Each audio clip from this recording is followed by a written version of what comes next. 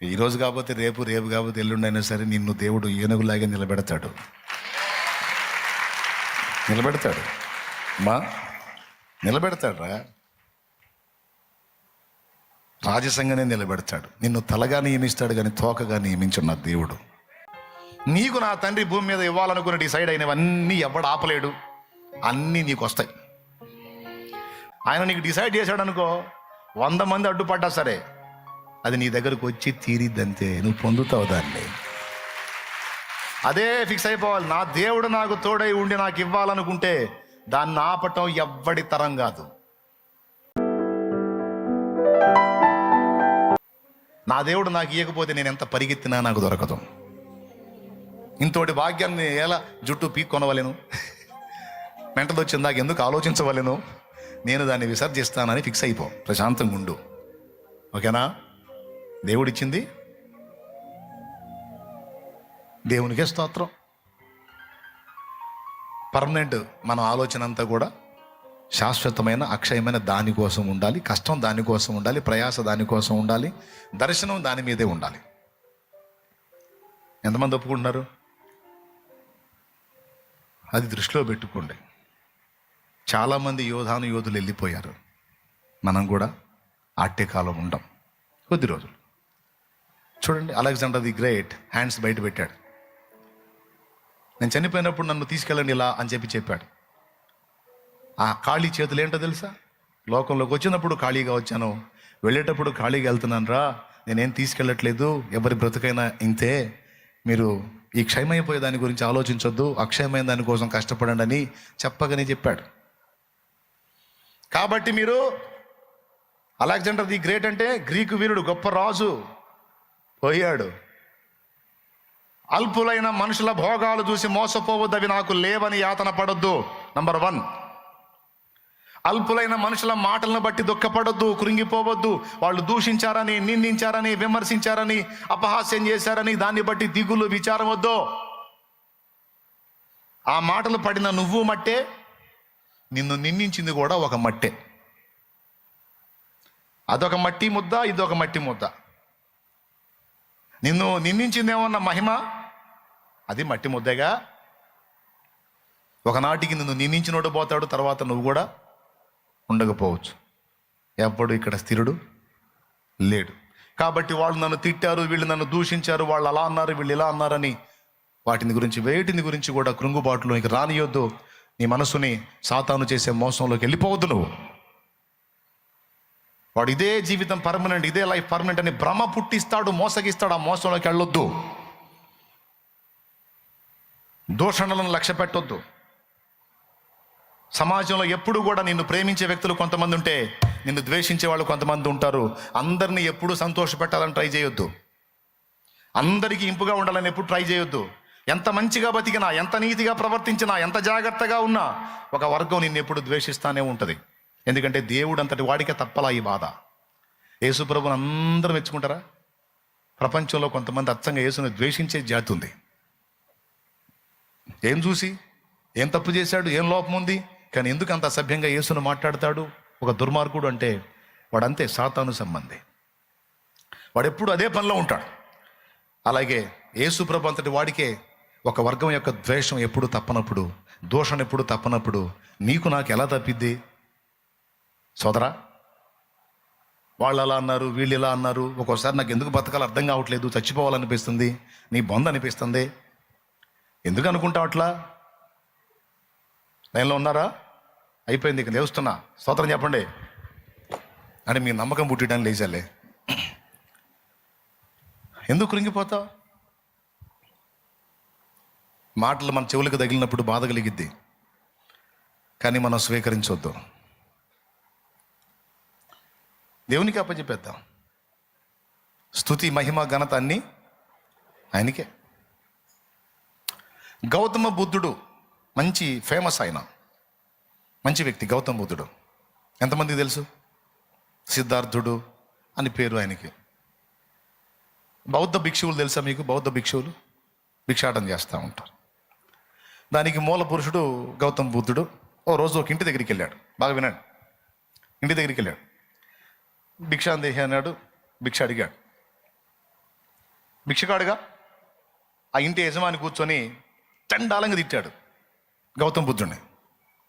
చండాలంగా తిట్టాడు. అది తిట్టినంతసేపు మౌనంగా ఉన్నాడు. అది తిట్టడం ఆపగానే భిక్షాందేహి అన్నాడు. మళ్ళీ మొదలుపెట్టి తిట్టాడు వాడు చండాలంగా. మళ్ళీ ఆడు తిట్టినంతసేపు ఆగి ఆడు తిట్టడం ఆపిన తర్వాత భిక్షాందేహి అన్నాడు. వాడికి ఆశ్చర్యం కలిగి వచ్చాడు దిగి. ఇంత పచ్చిగా నిన్ను మాట్లాడాను కదా, నీకు రోషం లేదా? మనిషి జన్మ ఎత్తలేదా? కోపం లేదా? పౌరుషం లేదా? సిగ్గు లేదా? అడిగాడు. అప్పుడు ఆయన అన్నాడు, మీరు అడిగారు కనుక చెప్తున్నాను, ఈ పాత్ర నాది, మిమ్మల్ని భిక్షాందేహి అన్నాను నేను. మీరు ఇంట్లోకి వెళ్ళి ఆహారం తీసుకొచ్చి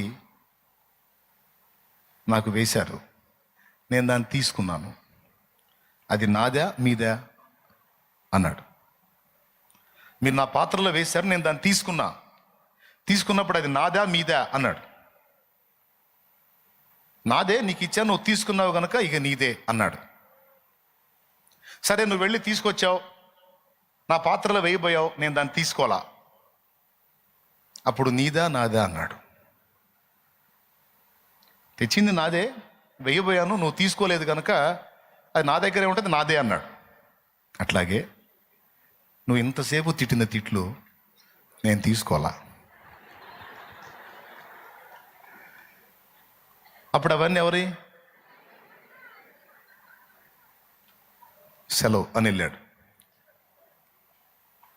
ఏమైనా అర్థమైందా మీకు? అందుకే వాళ్ళు మహానుభావులు అయ్యారు, మనమే పెట్టున్నాం. దేవునికి స్తోత్రం కలుగును గాక. వాడలా అన్నాడు, వీడిలా అన్నాడు, వాడట్లా వీడిట్లా అని మనం వస్త్రాలు దించుకోవటం కాదు. కొడితే కొట్టడానికి, తిడితే తిట్టడానికి, దెబ్బకు దెబ్బ వేయటానికి, దూషణకు ప్రతి దూషణ చేయటానికి, చేతగాక కాదు, చేవ లేక కాదు, సత్తా లేక కాదు. దాడికి ప్రతి దాడే దేవుడు చెప్పింది అయితే దానికి ఎప్పుడో సిద్ధమైపోయే పరిస్థితి ఉండేది. కానీ తొందరపడి దాడి చేసేవాడు కాదు గొప్ప, దాడిని సహించేవాడు.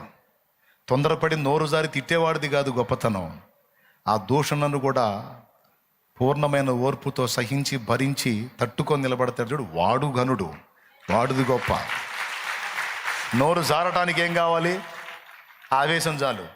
కానీ జారిన మాటను తట్టుకోవటానికి ఓర్పు, సహనం అనే సత్క్రియలు కావాలి.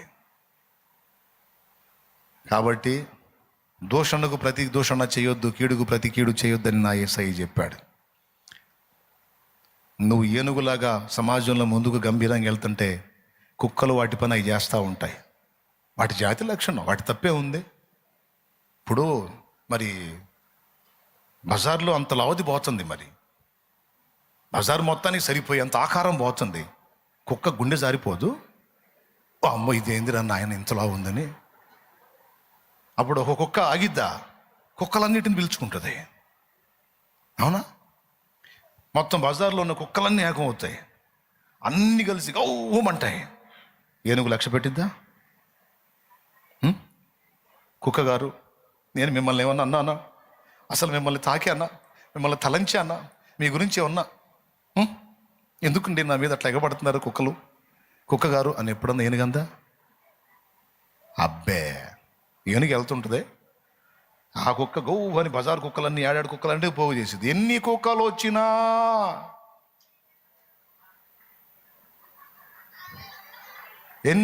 వచ్చినా దాన్ని తొండం ఖరీదు చేయవు, దాన్ని కాలి ఖరీదు చేయవు.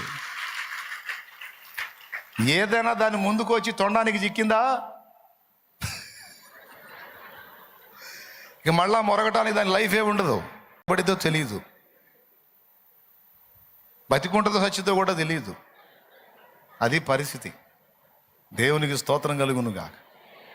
కాబట్టి ఏనుగులాగా నువ్వు గంభీరంగా సాగిపోతున్నప్పుడు కుక్కల్లాంటి వ్యక్తులు కొంతమంది మొరిగే అవకాశం ఉంది. అది 100%.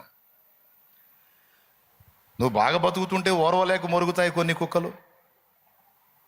నువ్వు ఆశీర్వాదకరంగా ఉండి 10 మంది చేతుల్లో మంచిగా ప్రశంసింపబడుతుంటే వ్యసనంతో మొరిగే కుక్కలు ఉన్నాయి.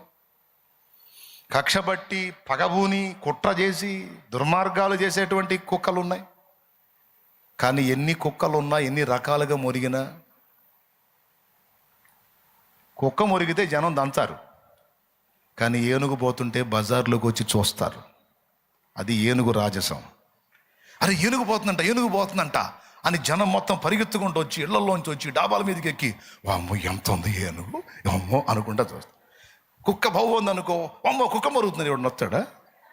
రాయి ఉంటే అందుబాటు, రాయి తీసుకొని లాగి కొడతాడు, పెటామని కొడతాడు. అప్పటిదాకా బావు అన్నది రాయి తగల కొయ్యి కొయ్యి కొయ్యి అనుకుంటా పోయేది అనమాట.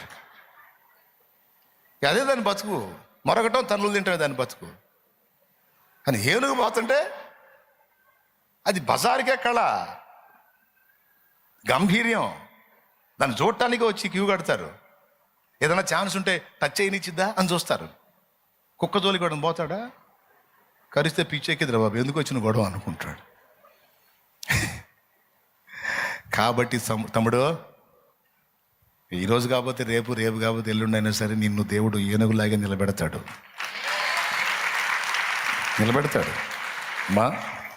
నిలబెడతాడురా. రాజసంగానే నిలబెడతాడు. నిన్ను తలగా నియమిస్తాడు కానీ తోకగా నియమించున్న దేవుడు. అప్పుడైనా లేకపోతే ఇప్పుడైనా నిన్ను మురిగే కుక్కలు ఎప్పుడు కొన్ని ఉంటాయి. అస్సలు పట్టించుకోద్దు ఆ కుక్కల్ని. పట్టించుకున్నావా నీ హోదా దిగజారిపోయిద్ది. అది ఏనుగంతటిది కుక్కకు తిరిగిందంటే కుక్క గొప్పదైపోయిద్ది. అది కుక్క ఎంత గొప్పదిరా, అంతలా ఏనుగు నిలేసింది అని నీకు జనం అంతా ఏనుగుకెళ్ళి కాదు కుక్కకెళ్ళి చూస్తారు. అర్థమైందా? కుక్కను పట్టించుకోపోతేనే ఏనుగు రాజసం. కొన్ని కుక్కలకు అర్థమైంది ఈ విషయం. దేవునికి స్తోత్రం కలుగును గాక. హల్లెలూయా, హల్లెలూయా, హల్లెలూయా. దేవునికి మహిమ కలుగును గాక. అర్థమైందా? కొన్ని ఉన్నాయి జాతి తక్కువ కుక్కలు, ఆ కుక్కలకు అర్థమైంది ఇప్పుడు ఈ విషయం. కాబట్టి ఎన్ని కుక్కలు మురిగినా నీవు లక్ష్య పెట్టవద్దు. నీవు యూదా గోత్రపు సింహం బిడ్డవే. రాజసంగా వెళ్ళిపో. రాజమార్గములో నన్ను నడుపుచున్నా రాజు నీవేగా. రాజమార్గములో నన్ను నడుపుచున్నా రాజు నీవేగా. నీ కృప నిత్యముండును, నీ కృప నిత్య జీవము, నీ కృప వివరింప నా తరమా యేసయ్యా. నీ కృప నిత్యముండును, నీ కృప నిత్య జీవము, నీ కృప వివరించ నా తరమా యేసయ్యా. నీతిమంతుల గుడారాలలో వినబడుచున్నది రక్షణ సంగీత సునాదము. నీతిమంతుల గుడారాలలో వినబడుచున్నది రక్షణ సంగీత సునాదము. నీ కృప నిత్యముండును, నీ కృప నిత్య జీవము, నీ కృప వివరింప నా తరమా యేసయ్యా. హల్లెలూయా. ఎంతమంది సంతోషంగా ఉన్నారు? అరే రే కుక్కల గురించి చెప్పేసరికి మీకు ఎంత హ్యాపీ అనిపించిందండి. దేవునికి మహిమ. ఈ కుక్కలు మీ వెంట కూడా పడతాయి. ఆయన లక్ష్య పెట్టద్దు. నువ్వు యేసయ్య అశ్వానివి, యూదా గోత్రపు సింహం పిల్లవి. అది ఓకేనా? ప్రశాంతంగా ముందుకు సాగిపో. మోసపోవద్దు, కలవరపడద్దు, కంగారు పడద్దు. అదంతా పిల్లవాడి తలంపు. ఎవరి తలంపు? పిల్లల తలంపు. యోచన ఏంటో, మాటలు ఏంటో మరోసారి ధ్యానిద్దాం. ఈరోజు చెప్పిన విషయం దృష్టిలో పెట్టుకోండి. అక్షయమైన దాని గురించి ఎక్కువ ఆలోచన చేయండి. గోళీలాటను ఆడిన ఒకనాడు, ఈరోజు అదే గోళీలు చూసి నవ్వుకుంటున్నాం మనం. రేపు దేవుడిచ్చి అక్షయమైన దాన్ని పొందుకున్నప్పుడు క్షయమైన దానికోసం మనం ఎంత యాతన పడ్డామో అది చూసి నవ్వుకుంటాం, సిగ్గుపడతాం. ఆనాడు నీకున్న రూపాయికి 10 గోళీలు వచ్చినాయేమో, ఈరోజు నువ్వు సంపాదించిన ధనానికి లక్షల గోళీలు వస్తాయి. అవునా? అలాగే ఈరోజు నువ్వు వెంపర్లాడుతున్నటువంటి ఏదైనా, నువ్వు పొందిందైనా పోగొట్టుకుందైనా, ఆఖరికి వ్యక్తులతో సహా రేపు అక్కడ మహిమలో పోల్చినప్పుడు ఇక్కడిది ఎందుకు కొరగాదు. ఇది ఫస్ట్ గుర్తుపెట్టుకో. Praise the lord. దానికంటే ముందేం చెప్పాను? ప్రేమ యొక్క ప్రాముఖ్యత చెప్పాను. అసలు ఆ ఒక్క మొక్కతో చెప్పి ఆపేసేయచ్చు, కానీ ఎందుకో ఇది కూడా చెప్పాలనిపించింది చెప్పా. ప్రేమ విలువ తెలుసుకొని ప్రేమ కలిగి నడుచుకో. ప్రేమను బట్టే ప్రజల్ని ప్రభావితం చేయగలవు. ప్రేమ లేకపోతే కష్టం. ఇంటా బయట మనుషుల్ని గెలవాలంటే ప్రేమకు మించిన ఆయుధం ఇంకొకటి లేదు.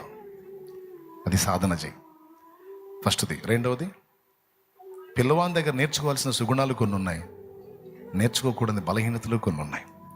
వాటిల్లో ఒకటి మోసపోయే తత్వం, అల్పమైనవి శాశ్వతమైన భ్రమించే తత్వం. వాడికి తెలియదు. పెద్దవాళ్ళు మనకు తెలుసు. వాడు పోయి తనులు తింటుంటాడు గోళీల ఆట దగ్గర. అరే గోళీలు రా, ఎంత రా అవి అంటాం మనం. లేదు డాడీ ఇవే నాకు కావాలంటాడు వాడు. అలాగే పిల్లల మనసు ఏంటంటే అల్పమైన వాటిని స్థిరమని భ్రమిస్తారు, అల్పమైన వాటిని ప్రేమిస్తారు, అల్పమైన వాటి కోసం ఆరాట పడతారు. పిల్లల మైండ్ అది.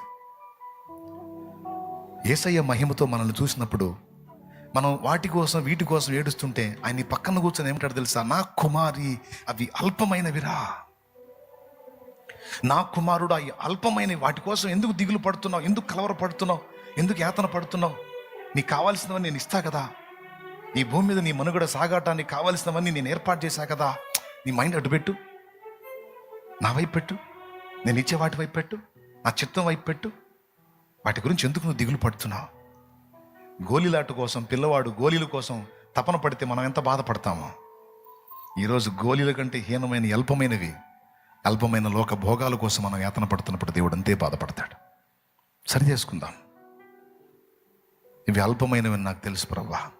అయినా భూమి మీద నేను మనుగడ సాగించాలి గనక, నలుగురిలో ఒక్కడిగా నేను ఉన్నాను గనక ఏదో మానవ సంబంధంగా యాతన పడుతున్నాను. కానీ ఇవన్నీ నాకు పర్మనెంట్ కాదు, అక్షయమైంది నీ దగ్గర ఉందని నాకు తెలుసు. నువ్వే నాకు ఎప్పటికీ శాశ్వతం అని తెలుసు. నీ మహిమే నిజమని తెలుసు అని దేవుని వైపు మళ్ళుకో. సాతాను చేసే మోసాన్ని స్వాగతించవాక. దిగులు పడతావా? కృంగిపోతావా? కలవరంలో బతుకుతావా?